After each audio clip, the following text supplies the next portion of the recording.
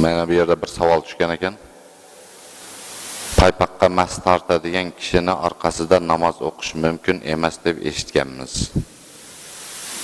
Maturidi aqidasida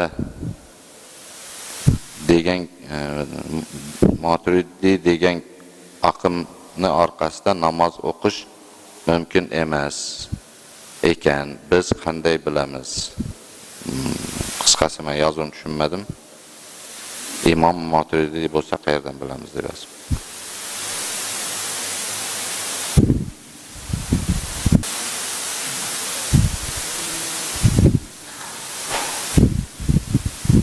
Fiqhda inşallah namaz masalasida paypoq to'g'risida ham, mas to'g'risida ham olimlarimiz, imomlarimiz nima degan bo'lsa, bularni inşallah darslarimizda o'tamiz. Lekin bizlar mana shu roza ichida peshindan keyin haftada 2 marta dars qilmoqchi edik.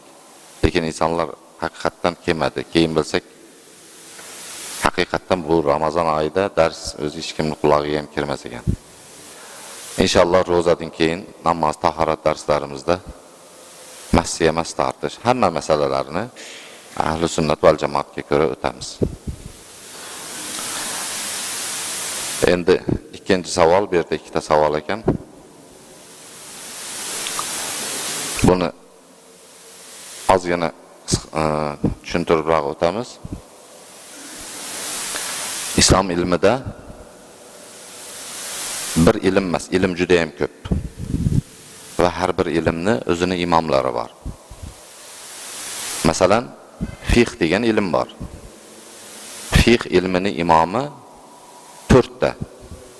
Abu Hanifa, Imom Shofiy, Imom Malik, Ahmad ibn Hanbal. Lekin fiqh ilmida olimlar juda ham ko'p. Lekin bu olimlar qancha ko'p bo'lishligiga qaramasdan mana shu 4 imomni usuliga asoslangan holda fatvo beradi.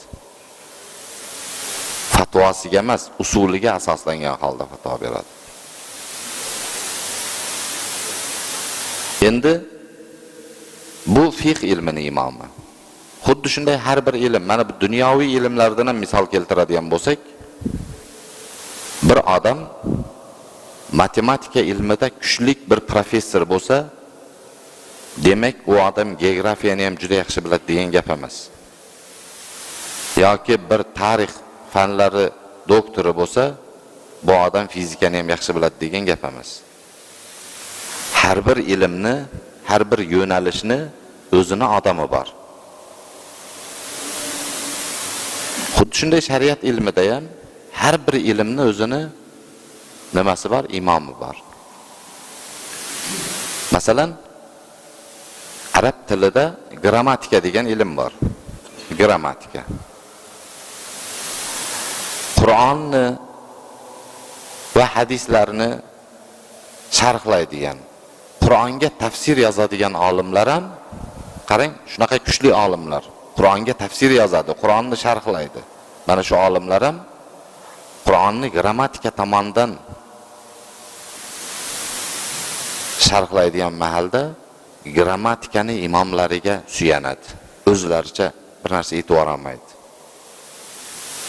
Qur'onning ichidagi oyatlardan ba'zi bir oyatlardan 2-3 xil ma'no chiqib ketadigan bo'lsa, ana shu joylarda bu yerda grammatika olimlari nima deganiga qaraydi.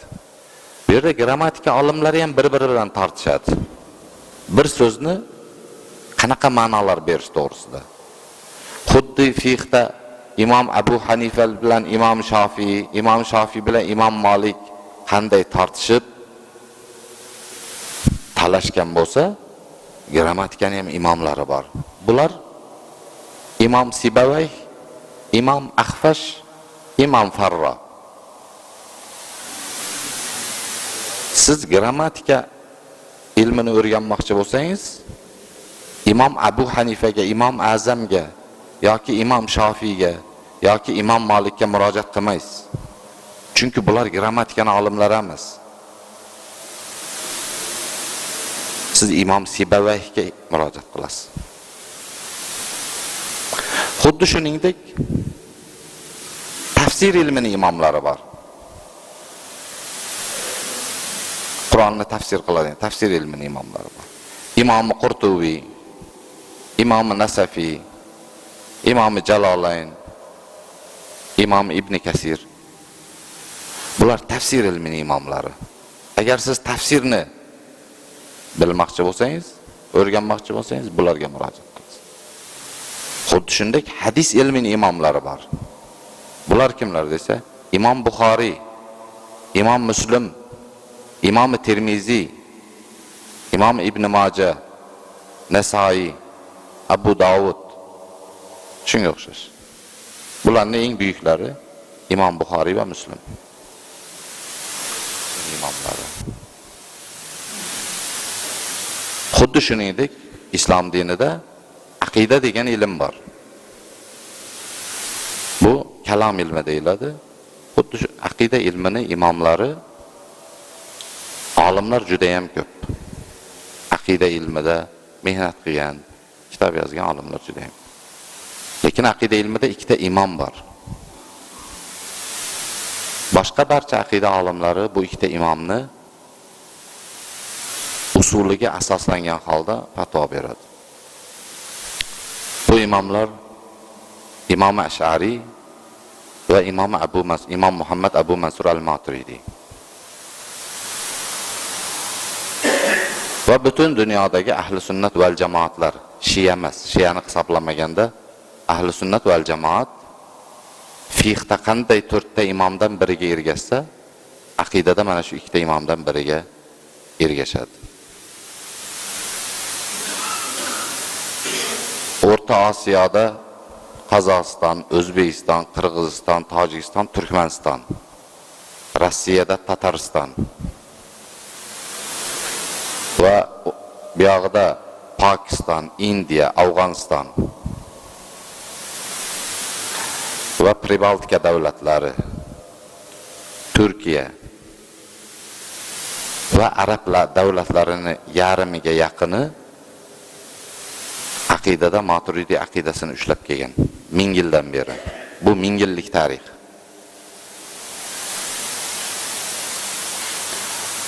Bu Qozog'iston diniy idorasini erejasida yozib qo'ygan. Qozog'iston musulmonlar diniy boshqarmasi fiqhda İmam Azam Abu Hanifa, aqidada İmam Muhammad Abu Mansur al-Maturidi yo'lini ustanatdi. Bu gapni Muftiy Hazrat o'zicha yozgan emas. Butun dunyo islom olimlari yig'ilib chiqarilgan fatvo bu.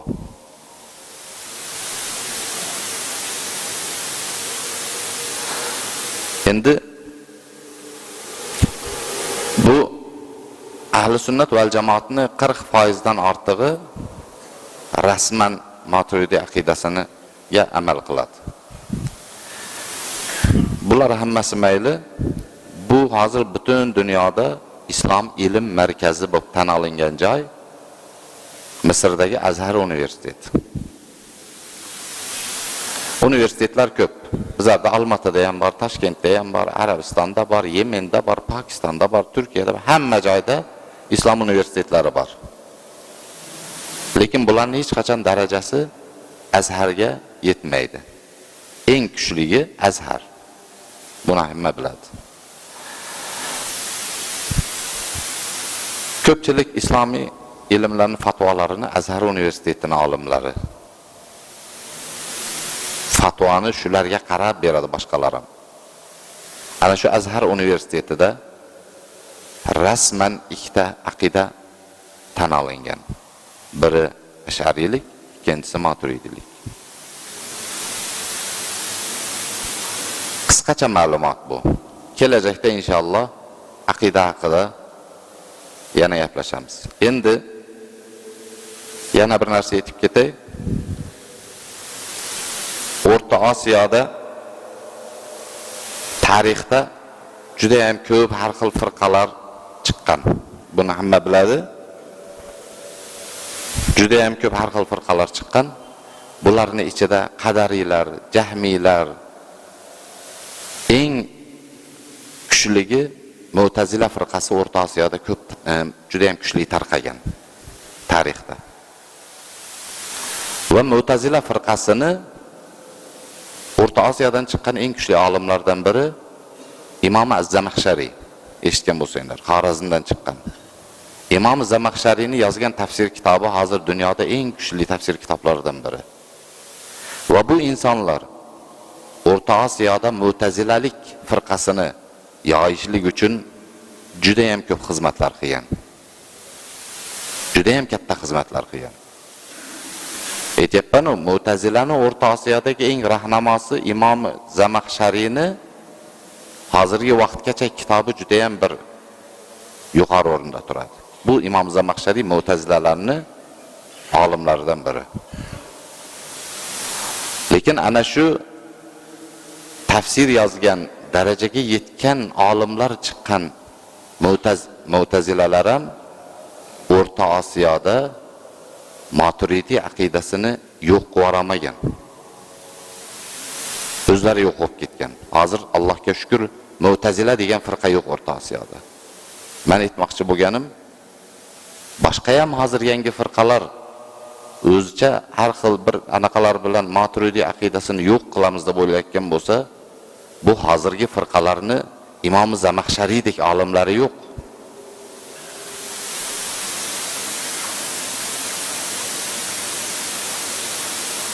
Bu inshaalloh bugungi kungacha qanday kelgan bo'lsa, bugundan keyin ham inshaalloh shunday davom etaveradi.